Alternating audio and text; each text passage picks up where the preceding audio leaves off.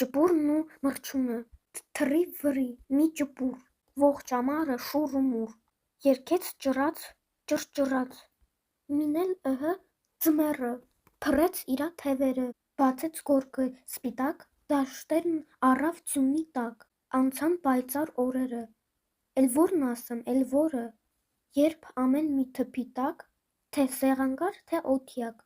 եկան օրեր, սրտաշունչ, ճպուրն ընկավ լուռ ու մունջ, քաղցած փորին էլ ինչ հերք, ցուրտը տարավ ոտք ու ձեռք, զնգր-զնգլ դողալով, ծանր-ծանր սողալով, նա մրջունին ասում էր. «Գլխիդ մատաղ, սան ամեր, մի ճար արա, շունչ առնեմ, ցրտից սովից չմեռնեմ, կերակրի տաքացրու, մինչև գարուն ապրեցրու, ինչ խաբար ես, սանիկս, զարմանում եմ ջանիկս, չաշխատեցի՞ր ամառը,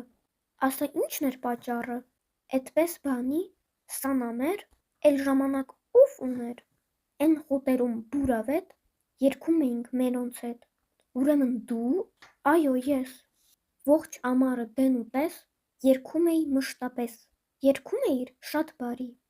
այժմ էլ բռնի, վեր-վրի, քամին ծակ տա դու բարի»։